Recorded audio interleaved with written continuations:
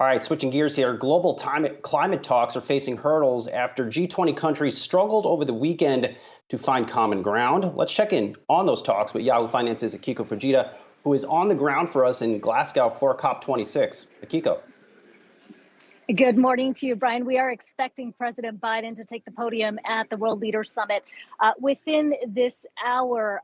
This is a conference that happens every year, but it's the first time all the leaders are meeting in 2 years, largely because we had to skip COP last year because of the pandemic. And the focus of this conference will be all about the action plans that individual companies or countries present to stay in line with the Paris Agreement. Now, that agreement 6 years ago called for global warming to be capped at 2 degrees Celsius with the aim of staying within 1.5 degrees.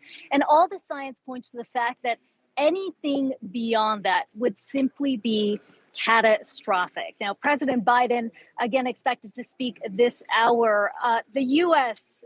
Is really here to show that they are serious about tackling climate change this time around. The president comes armed with that $555 billion spending plan to transition to clean energy. Today, the White House is unveiling a long-term strategy to get to carbon neutrality by 2050. But there are plenty of headwinds facing this conference, even before it began, because of what you said, Brian, the developments at the G20 summit in Rome over the weekend. The leaders there agreed to pursue efforts to keep global warming within 1.5 degrees, but they failed to reach an agreement to phase out domestic coal production, largely because of opposition from China and India. President Biden addressed that disappointment yesterday before leaving Rome. Take a listen. And with regard to the disappointment relates to the fact that Russia and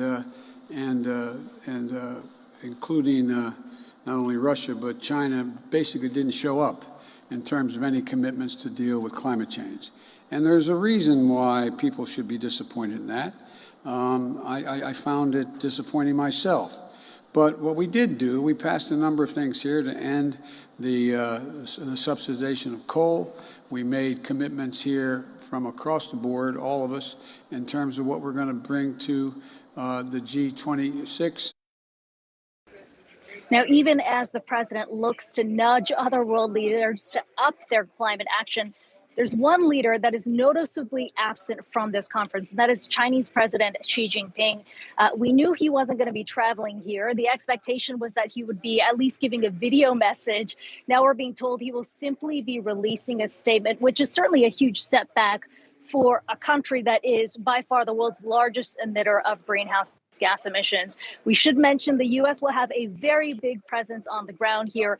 10 cabinet secretaries and head of agencies, all here in Glasgow. Climate envoy John Kerry yesterday saying that more than 50 members of Congress will be traveling through COP26 over the next 2 weeks. So certainly a big show of force and a lot riding on the conference. Guys. Akiko, you mentioned that there had been some of these headwinds at the summit in Rome over the weekend. I'm wondering, with this conference, of course, continuing for about the next 2 weeks, is there any chance that some of these actually get resolved or that there is any progress on this front? Or are these sticking points likely to last for some time longer? Yeah, it's certainly been interesting to see the messaging here, even from the UN. The expectations in many ways really been tempered is probably the best way to say it. We heard from climate envoy John Kerry yesterday saying that, look, not everything is going to be solved here, but at least we can come here and recommit ourselves to that 1.5 degrees target. And National Climate Advisor Gina McCarthy has said that's really going to be the key goal for the U.S. to know through at least verbal commitments that countries are committed to that action. But of course, as you said, a lot of headwinds coming from the G20. And by the way, we're also dealing with an energy crunch, which has raised a lot of leaders to question whether, in fact, the transition to clean energy should be a little slower. They're facing a lot of pressure back home because of soaring utility costs. So all of that is certainly going to be complicating discussions here on the ground over the next 2 weeks. And Akiko, I'm looking at the shot behind you. Looks like a good turnout, people moving pretty freely. What are some of the COVID protocols like?